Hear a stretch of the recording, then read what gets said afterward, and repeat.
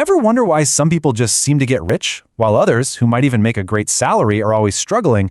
Well, Robert Kiyosaki's legendary book, Rich Dad, Poor Dad, says it has almost nothing to do with how big your paycheck is. So in this guide, we're going to break down the key lessons that can totally shift your thinking from just earning money to actually building real, lasting wealth. You know, the whole book really boils down to this one major conflict.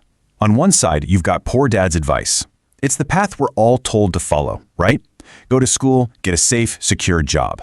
But then you have rich dad's advice, which is forget about the job security and instead learn how money really works. That one difference in philosophy, it can lead you down two completely different financial paths in life. So how do you actually start thinking like Rich Dad? Well, it all begins with a few foundational rules that will completely reframe how you look at money and your job. Honestly, these rules are the bedrock for everything else.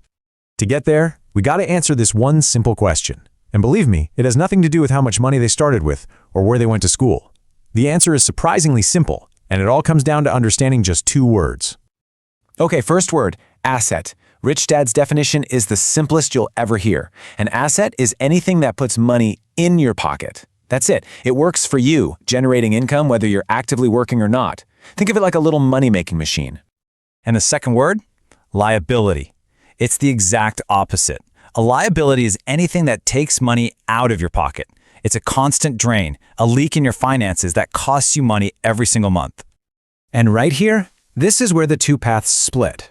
The wealthy spend their time and their money buying assets, things that make them more money, like real estate, businesses, stocks. Everyone else? They often spend their hard-earned cash on liabilities, the fancy car, the latest phone, stuff that makes them look rich, but is actually making them poorer. This brings us to the first huge rule. Most people look at their job as a way to get a paycheck. Simple. But Rich Dad's lesson is to flip that idea on its head. The main value of a job isn't the salary. It's the chance to learn critical skills that will help you build your own assets later on. So you want to focus on jobs that teach you really valuable skills, like sales, communication, negotiation, management, and just understanding the numbers. These are the things that build on each other over time. They become the real foundation of your wealth, long after those paychecks have been spent. Okay, rule number 2 is a massive mindset shift. It's this: mind your business. You have to understand the difference between your profession and your business. Your job, your career, that belongs to your boss. Your business, well, that belongs to you.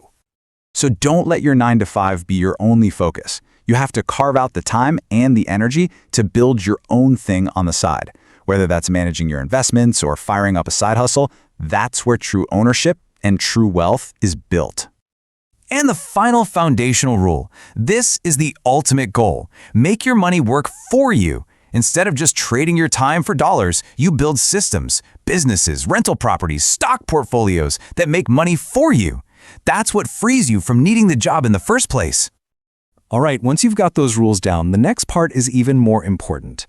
See, it's not just about what you do, it's about how you think.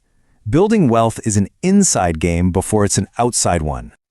Let's be honest, our school system is basically designed to create good employees, not smart investors.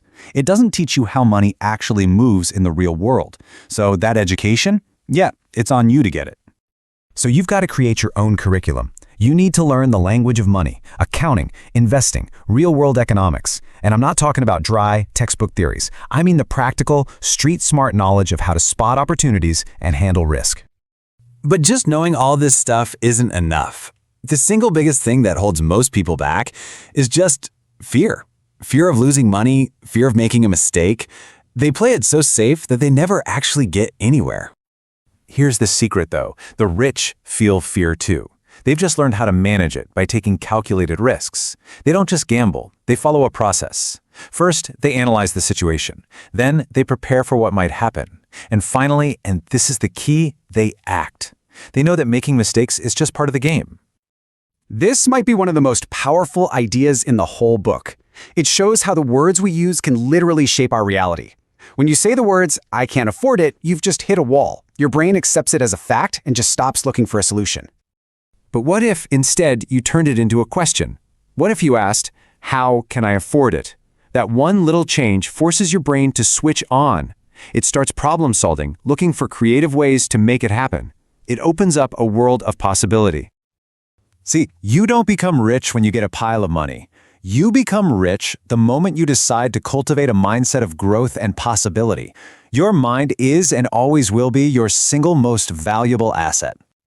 Okay, so these lessons are great, but they're not just theories to talk about. They demand action.